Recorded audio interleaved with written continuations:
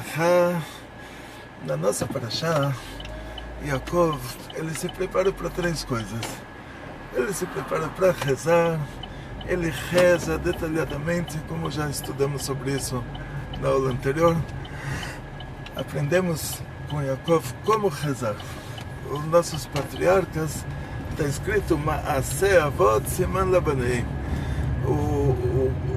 As atitudes deles, dos nossos patriarcas, elas são um sinal para os filhos, que a gente tem que fazer igual. E a segunda coisa que ele se prepara é para subornar o Esav. E ele manda um funcionário com camelos, um funcionário com carneiros, um funcionário com rebanho de bodes. Ele vai mandando todos aqueles números. Tem todo um cálculo cabalístico em relação a eles, mas é uma coisa que para nós não vai ser tão importante agora, porque o nosso estudo é um estudo que ele tem que nos trazer. A gente tem que terminar a aula dizendo: aprendi alguma coisa, agora eu sei como me comportar melhor. Aprendi a me comportar melhor, agora tem uma ferramenta que eu não tinha antes. Esse é o motivo do nosso estudo. Então, todo assunto cabalístico profundo, que é só teórico, para nós já não é a nossa área. A nossa área é o que eu aprendi com essa história, onde eu posso colocar ela na prática, que ferramenta essa história me deu. E por isso hoje nós vamos entrar nesse detalhe. Se Yaakov, ele na ida para Haran, Hashem falou para ele, Deus falou para ele: vou te proteger, vou te cuidar. É o pai falando para o filho: não se incomoda, não se preocupa, que você está aqui nos meus ombros. Qualquer cachorro que vier te morder, dá um chute nele. Então, por que ele rezou? Se Hashem já tinha... Quando a gente fala Hashem, é Deus, não se esqueça. É porque não pode falar o nome de Deus em vão. Se Hashem já tinha falado para ele: eu vou te proteger, porque ele precisava rezar e pedir. Porque toda a profecia, para ela chegar mais rápido, a gente tem que fazer alguma coisa para apressar a chegada dela. Então, como aprendemos já, que tem 13 princípios da fé judaica. Um desses princípios é que Mashiach vai chegar. Mesmo assim, nossos sábios e profetas colocaram na nossa reza, 3 vezes por dia a gente pede para Hashem, para Mashiach chegar. Porque se é um dos princípios da fé judaica, se quem não acredita nisso, não é uma coisa que depende da nossa reza, que Mashiach vai chegar de qualquer jeito, independente se a gente rezar ou não. Mas a gente rezando, nós conseguimos apressar esse acontecimento. Então, rezar dá para entender. Ele rezou, ele pediu para Hashem ajudar, que ele queria que isso acontecesse mais rápido. Ele subornou Esav, ele mandou um funcionário com um rebanho para dar de presente para Esav. Depois mais um funcionário com mais um rebanho, mais um funcionário com mais um rebanho, e subornou Esav. E novamente Hashem tinha falado para ele que ia proteger ele, porque ele precisava gastar o dinheiro. E a terceira coisa, ele se preparou também para uma guerra. Ele falou: se não der certo o suborno, então ele já dividiu o povo em 2 acampamentos. Ele falou: então eu fico aqui e morro lutando, e a família consegue fugir. Um acampamento fica para lutar, o outro acampamento fica para fugir. Ele fez uma estratégia militar. E para que ele precisava fazer essa estratégia militar, se ela é totalmente desnecessária?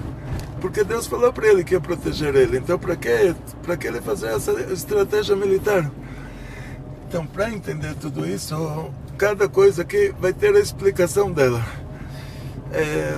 Em primeiro lugar, a reza, como vimos, mesmo que Hashem prometeu alguma coisa para a gente, é uma coisa óbvia, é uma coisa que vai acontecer de qualquer jeito. Por meio da nossa reza, a gente consegue fazer com que isso aconteça mais rápido. Então, rezar, ele tinha que rezar. o suborno pro Esav, que ele fez de uma maneira tática, também foi uma estratégia de suborno, não foi um suborno espontâneo, foi um suborno estratégico. Tipo, o Esav recebe um presente no meio do caminho, depois mais um presente, depois mais um presente. Então ele faz com que o coração da pessoa acabe quebrando. Porque ele precisava fazer isso? Aqui vamos ter já dois motivos. Uma é a avot siman labanim.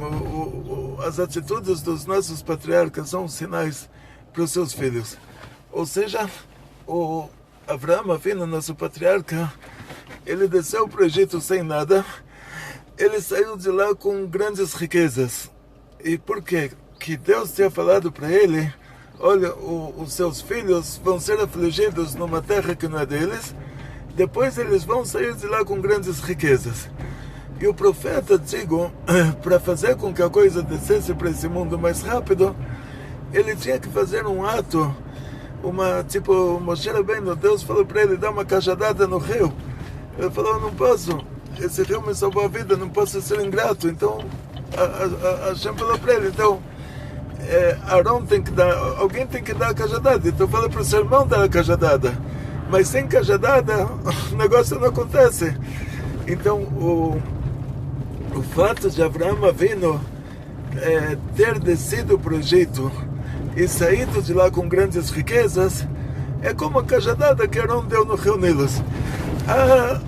Hashem decretou que o rio Nilos iria se transformar em sangue, mas futuramente, bem depois de Avraham, o rio Nilos iria se transformar em sangue. Poderia fazer isso sem cajadada, mas a cajadada, ela já sincroniza o mundo espiritual com o mundo material. Uma ação material que você faz, ela é uma sincronização entre o mundo espiritual e o mundo material. Ou seja, a pessoa pensar que matou alguém é muito grave. Está escrito: lotikom velotitor, é proibido se vingar, é proibido guardar rancor, é proibido odiar o seu irmão no seu coração. É muito grave pensar, mas se a pessoa vai para um tribunal e ele está sendo acusado de ter pensado, o tribunal vai dar risada, vai falar: desculpa, para acusar uma pessoa, a pessoa tem que fazer alguma coisa. Não tem como acusar a pessoa de pensar alguma coisa, porque o pensar ainda é o mundo de cima, o sentir ainda é o mundo de cima. O nosso mundo é o mundo da ação. Se você fizer sem pensar e sem sentir, você fez. Se você pensar e sentir, você não fez. Ou seja, um mandamento divino que você faz aqui nesse mundo, se você pensou e sentiu e não fez, não aconteceu nada. Se você fez sem pensar e sem sentir, você cumpriu o mandamento. Você dá uma tzedakah para um pobre, você coloca um tefilim, você coloca uma mezuzá na sua casa, você não está sentindo nada, você não está pensando nada, você só está fazendo, você está com pressa, você cumpriu o mandamento. Agora, se você sentiu que você tem uma mezuzá na sua casa, você pensou e não fez, não adiantou nada. Então, na prática, assim, quando a gente fala sobre mundo da ação, a sincronização entre o nosso mundo e o mundo de cima é por meio da ação. Então, tinha que acontecer uma cajadada no rio Nilos para sincronizar com essa praga espiritual que desceria dos Sfirat Gvurah para baixo. E da mesma maneira, Avraham Avinu tinha que descer para o Egito e sair de lá com muitas riquezas, para quando o povo de Israel descesse para o Egito, que essa era a profecia dele, que o povo de Israel iria descer para o Egito, que Hashem revelou isso para ele por meio de uma profecia também, que aconteceu por meio de um sonho, como a profecia de Yaakov. E naquela ocasião, a profecia aconteceu por meio do sonho, porque Avraham Avinu ainda não tinha o Brit Milá, então tinha um motivo para isso. Mesmo que ele era casado, mas ele não tinha o Brit Milá. Então a profecia foi no nível mais baixo, no nível de Malchut, nível por meio de um sonho. E Yaakov era porque ele não era casado ainda. Mas Avraham, ele recebeu a profecia, e por meio disso que ele desceu para o Egito sem nada, e ele voltou para o Egito com muitas riquezas, isso era a ação, a atitude, a cajadada que iria trazer essa profecia para o mundo. Da mesma maneira que nós vamos ver uma coisa muito, muito profunda, muito interessante. Na hora que nosso patriarca Yaakov ele suborna o Esav, ele já tinha recebido o consentimento do anjo responsável pelo Esav, que Yaakov já não era mais Yaakov, já não tinha mais que passar a perna no Esav. Já o Adão Arishon, que era o Yaakov, a reencarnação do Adão do paraíso, a cobra roubou dele as bênçãos por trapaça, ele agora já pegou tudo de volta por trapaça, não precisa mais nada. Então, por que ele precisava subornar o Esav? O que acontece agora? Entramos também da mesma maneira que Abraão desceu para o Egito. E o Egito era o primeiro exílio. Só que nós não éramos ainda judeus naquela época. Nós nos tornamos o povo judeu no Egito. O Galut Mitzrayim foi o pior, o exílio do Egito foi o pior exílio de todos. Mas ainda não é que o nosso povo foi exilado. Lá nós nos tornamos um povo. E por isso que quando nós fazemos o cálculo dos exílios, nós começamos pela Babilônia. Nós vemos o primeiro exílio como exílio da Babilônia, mas espiritualmente falando, o primeiro exílio era o Egito. Só que por causa que a gente ainda não tinha recebido a Torá, nós cumprimos ainda os 7 mandamentos, nós nos tornamos um povo. Na hora que Hashem deu para a gente a Torá no Monte Sinai, e o Egito era antes disso, então o Egito é um DNA de exílio, vamos dizer assim. Depois que tivemos o nosso próprio país por 810 anos e fomos exilados para a Babilônia, lá vai ser considerado o primeiro exílio de verdade. Quer dizer que o Egito era mais um exílio de almas, era mais um exílio de... Ele tem um aspecto que os outros não têm. Mas o que Yaakov viu é que nós vamos passar por um exílio dos Bnei Esav. Nós vamos passar por um exílio de Império Romano, e a partir do Império Romano, todos os exílios que nós passamos na Europa, e como diz Dom Yitzhak Abarbanel, que os europeus, os portugueses, os espanhóis e todos os europeus, eles são os Bnei Esav. E o Dom Yitzhak Abarbanel, na hora que ele falou isso, não existiam ainda as colônias europeias, as colônias portuguesas e espanholas. Foi antes do Colombo, antes dos espanhóis descobrirem a América. Então o que a gente entende? Que sendo que esses países, Portugal conquistou o Brasil, então o Brasil também é uma extensão desse exílio de Edom. Com certeza não podemos dizer que aqui é o exílio de Ismael, né? Então, uma colônia portuguesa, a gente fala português, a gente está num país cristão. E esse é um dos detalhes lá que o Dom Yitzhak Abarbanel ele deu, por causa da nossa parashá. Ele explica exatamente que os cristãos, eles são os Bnei Esav. Ele fala que o sinal que o Esav ele deu para o Yaakov, para você saber quem é o Esav, ele falou: olha, eu vou paralelo a você, eu vou andar, eu vou viajar, mas vou estar sempre paralelo a você. Esse paralelismo, quando você pergunta para um brasileiro qual que é a Terra Santa, ele vai falar Terra Santa, Israel. Por que não o Brasil? O Brasil é o melhor país do mundo. Quem que é o povo escolhido? O povo escolhido é o povo judeu.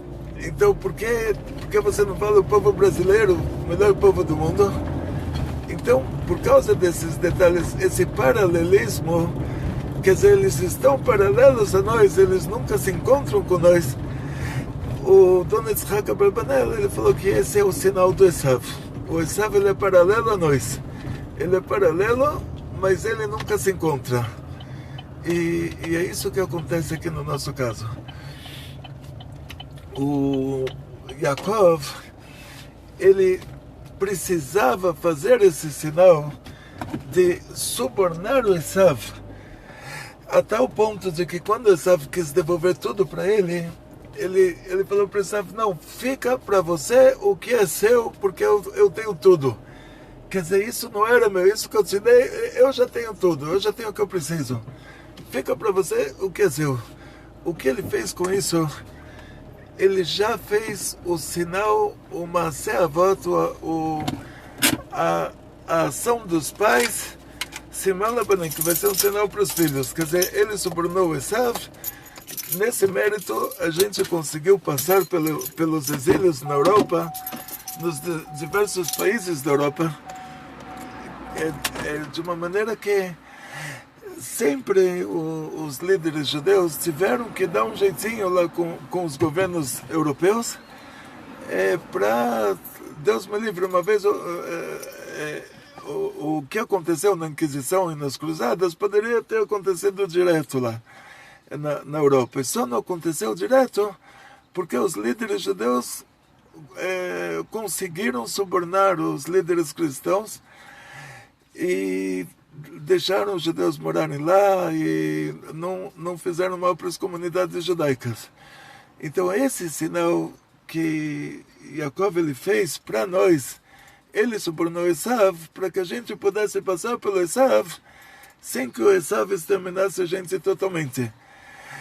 E nós vemos, não precisa falar que na Europa tinha cruzadas, tinha Inquisição, tinha Holocausto.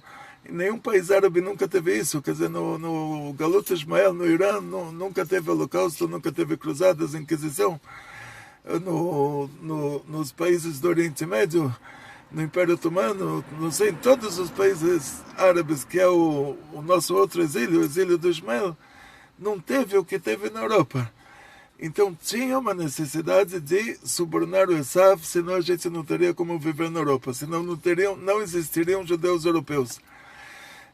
Como hoje é uma coisa rara existir um judeu português. Se uma pessoa chega e fala, olha, eu sou o Moshe da Silva, eu sou um judeu, eu pergunto de onde vem.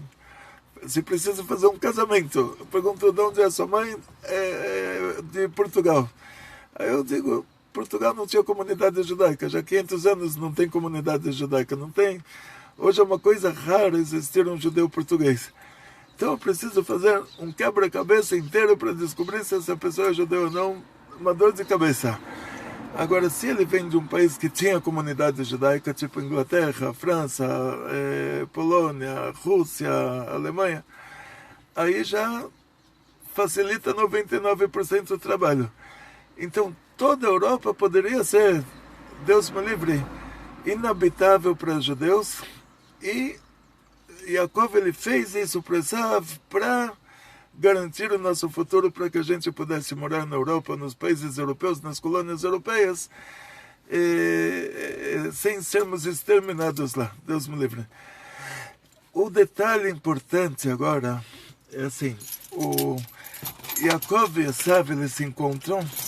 Esav quer devolver os presentes e Yaakov não aceita de volta, por causa desse motivo. O Yaakov ele fala, eu tenho tudo. Esav alega, ele fala, eu tenho muito. E essa vai ser sempre a diferença entre Yaakov, que somos nós os Bnei Yaakov, Bnei Israel, e o Esav, os Bnei Esav. Essa vai ser a diferença que a gente vai ver isso em todos os aspectos da nossa vida. O nosso maior de todos os profetas, Moshe Rabbeinu, ele pergunta para Deus por que existe tzadik vetovla, tzadik veralo. Por que tem um tzadik que é bom para ele, que tem uma vida boa, e um tzadik que tem uma vida ruim? São duas perguntas separadas. Ele não está perguntando por que existe um tzadik que tem uma vida ruim, que deveria ter uma vida boa. Não, as duas coisas são perguntas. Porque um tzadik tem uma vida boa, quem foi a pessoa que teve a melhor vida nesse mundo? O Nabucodonosor, o rei da Babilônia, que Deus pagou para ele nesse mundo, por 3 passos que ele deu, esses 3 passos foram a única coisa boa que ele fez na vida dele, Deus pagou para ele nesse mundo por esses 3 passos. Então ter uma vida boa pode ser que você está recebendo aqui nesse mundo o que você teria que receber no próximo. Então Deus me livre, ou seja, assim, é claro que não se compara, porque 1 hora no Baixo Paraíso é como 70 anos dos maiores prazeres aqui. Só que quando você recebe aqui nesse mundo, existe um câmbio. E nesse câmbio você pode estar recebendo aqui todo o seu paraíso aqui nesse mundo, para não ter um argumento depois, para ter um paraíso no próximo mundo. Isso foi o que aconteceu com Nabucodonosor. Então, se a pessoa é rico, ele tem que se perguntar, por que eu sou rico? Será que não estão me pagando nesse mundo pelo que eu fiz de bom? Esse é um problema. Segundo problema, diz o Pirkei Avot, eis o Ashir, quem é considerado rico, Asamech Bechelko, a pessoa que está feliz com o que ele tem. E o mesmo Pirkei Avot, ele fala, Marbe Nechassim, Marbe Deagah. Pessoa que tem muita coisa, ele tem muita preocupação. Então, como a regra da Torá é assim, que sempre que a Torá te traz uma regra, quando existe uma exceção de regra, a própria Torá te traz a exceção de regra. Então, o que o Pirkei Avot está dizendo, quem é o rico é o que está feliz com o que ele tem. Como no caso do Yaakov, que ele falou para Esav, eu tenho tudo. Tudo que eu preciso, eu tenho. O que eu não preciso, eu não tenho. Agora, o Pirkei Avot já te traz uma exceção de regra. Ele fala, não pense que se você tem muita coisa, você vai conseguir ser feliz com o que você tem. Não, aí já ultrapassa. Aí você já fica preocupado. Aí você já não entra nessa regra de quem é rico é quem é feliz com o que tem. Se você tem muita coisa, você já não consegue mais ficar feliz com o que você tem. É uma coisa interessante que eu vi uma vez, fiz uma pesquisa sobre esse assunto já faz muitos anos. E eu vi que fizeram muitas pesquisas em muitos países se dinheiro traz felicidade ou não. E o resultado igual de todas essas pesquisas era que a pessoa que está com problemas financeiros, ele está sofrendo. A pessoa que já tem o dinheiro para ter uma vida normal, ele está feliz. O dinheiro para ele trouxe felicidade. A pessoa que tem muito dinheiro, ele está preocupado, então ele está sofrendo de novo. Então tem o sofrimento por não ter dinheiro, tem o sofrimento por ter muito dinheiro. Vamos dizer assim, você come todo dia, graças a Deus, café da manhã, almoço e janta. Se a pessoa come muito, ele fica muito gordo, e essa gordura pode atrapalhar a saúde dele. Então, quer dizer, muita comida não é bom. Pouca comida também não é bom. Ele fica subnutrido. Tem que comer normal. Então, da mesma maneira, o dinheiro. Pouco dinheiro, a pessoa está sofrendo. Muito dinheiro, ele está preocupado. Então, ele tem que ter o que ele precisa. E aí, isso que diz o Pirkei Avot, eis o Asher, quem é o rico, Asamech Bechelko, o que está feliz com o que ele tem. Como disse Yaakov, que ele tem tudo. Tudo o que ele precisa.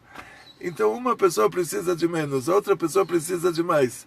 Mas não vai ser de igual para igual. Quer dizer, vai ter um que quer ter uma vida mais simples, o outro quer ter uma vida menos simples, mas vai ter um extremo, um limite para quanto menos simples é permitido para ele ter essa vida, para ele não passar necessidades. Então vai ter um limite no menos simples e vai ter um limite no mais sofisticado, que ultrapassando aquele limite ele já está preocupado. E essa foi a conversa do Yaakov e Esav. Yaakov falou para Esav, eu tenho tudo que eu preciso. Fica para você, o que eu te dei o que eu te dei é seu. E então isso vem nos ensinar que a gente tem que ter uma vida, está escrito que no futuro a pessoa vai ter uma vaca e duas ovelhas, e no futuro tudo vai ter uma abundância, que a gente não tem como imaginar. mas as pessoas vão se contentar com pouco. Da mesma maneira que hoje tem muita comida, mas você come pouco porque você não quer ficar muito gordo. Então, no futuro também vai ter toda essa abundância, mas as pessoas vão se contentar com pouco porque pouca coisa te dá menos preocupação. Então, isso que Jacob falou, eu tenho tudo. Quem é rico é quem está feliz com o que ele tem. Agora, se ele tem mais do que isso, ele já fica preocupado. Outra coisa, então, por que Jacob? Então, vamos dizer que no caso do suborno, ele fez isso para nós. Ele subornou Esav para que a gente pudesse depois viver na Europa, viver dentro do Império Romano, sem que tivesse um holocausto lá todo ano. Agora, continuação. Porque ele se preparou para uma guerra, não tinha necessidade, Deus tinha falado para ele, queria proteger ele, então por que ele se preparou para a guerra? E aí a gente entra num detalhe muito, muito interessante. Diz o Rebbe que o nosso povo no deserto, estivemos 40 anos no deserto tinha o templo móvel, e quando a coluna de nuvem andava, o nosso povo desmontava tudo, desmontava o templo móvel, desmontava tudo e viajava atrás da coluna de nuvem. De noite era coluna de fogo, de dia era coluna de nuvem. E quando essa coluna parava, lá o nosso povo parava. Fizemos 42 viagens. Podia acontecer da nuvem ter parado em um lugar por um dia, mas se montava o templo móvel, se montava o Mishkan, como se a gente fosse ficar lá a vida inteira, mesmo sabendo que pode ser que a gente vai ficar lá um dia só. O Rebbe diz a mesma coisa em relação à nossa vida nesse mundo. Nós rezamos 3 vezes por dia, pedimos de manhã para o Mashiach chegar. E de tarde ele ainda não chegou, pedimos de tarde para o Mashiach chegar. De noite ele ainda não chegou, rezamos, pedimos de noite para o Mashiach chegar. Mas a gente tem que montar a nossa vida como se a gente fosse ficar aqui a vida inteira. Mesmo sabendo que hoje pode ser que o Mashiach vai chegar. Então, isso é chamado de Shtadlut. Shtadlut quer dizer, nós fazemos a nossa parte, mesmo sabendo que essa nossa parte ela vai ser desnecessária. Então a gente constrói uma casa que vai durar 200 anos, mesmo sabendo que o Mashiach vai chegar agora, e não vamos precisar mais dessa casa, porque o mundo vai ter uma mudança para melhor, tão desproporcional, vai ser tão melhor, que qualquer coisa que tem hoje vai ficar desatualizado. Como o índio, no Vale do Xingu, ele montou uma oca linda, fizeram lá uma oca, pegaram a melhor palha e fizeram a melhor oca, e de repente ele ganha uma passagem para Nova York, para o Manhattan. Aí ele falou, uau, esse material aqui já é melhor do que a palha que tem lá, né? Então quando o Mashiach chegar, a gente vai se sentir assim. Vamos sentir que tudo que tem nesse mundo era palha. Mesmo assim, a gente tem que construir uma casa, a gente tem que estruturar a nossa vida como se fôssemos viver aqui a vida inteira, mesmo sabendo que o Mashiach vai chegar. Então isso é chamado de Shtadlut. Eu não sei como se fala isso em português, mas assim, não encontrei ainda uma palavra que dá para encaixar certinho, mas vamos dizer assim, nós fazemos a nossa parte, nós fazemos a nossa estrutura, montamos o nosso negócio como se fôssemos ficar aqui a vida inteira. Junto com isso, sabendo que Mashiach pode chegar a qualquer momento e que tudo que a gente fez vai ser desnecessário porque o mundo vai ficar melhor. Aí, dentro desse mesmo contexto, isso é baseado que o povo de Israel parava num lugar, montava o templo móvel como se nunca mais fosse sair daquele lugar, fosse ficar lá eternamente. E no outro dia, a coluna de nuvem poderia se mover. Já começaram uma próxima viagem, tivemos 42 viagens no deserto, em 40 anos, e teve uma vez que ficaram muitos anos no mesmo lugar, e nós montamos o templo móvel como se fôssemos ficar lá a vida inteira, mesmo sabendo que amanhã talvez vamos desmontar ele. Então, isso é Shtadlut. Quer dizer, Yaakov, ele teve que fazer o que era necessário, mesmo sabendo que não vai precisar. Porque a gente aqui nesse mundo é o mundo da ação. Então você avalia uma situação, você reza, junto com isso você faz o que é necessário, mas sabendo que por causa da sua reza, o que você fez que era necessário não vai ter necessidade, mas mesmo assim você tem que fazer. Isso é uma regra importante no judaísmo, quer dizer, nós temos que fazer a nossa parte, mesmo que a nossa parte seja desnecessária. Mas nós temos que fazer isso porque Hashem pediu para a gente se comportar dessa maneira. E, em outras palavras, Yaakov, o que ele fez? Ele sabia que Hashem prometeu para ele que vai cuidar dele. Ele rezou para que isso acontecesse mais rápido. Ele mandou suborno para Esav e dividiu o povo e fez uma estratégia de suborno, uma estratégia militar.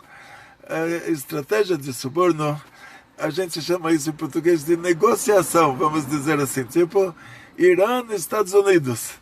Os Estados Unidos cortou verbas do Irã.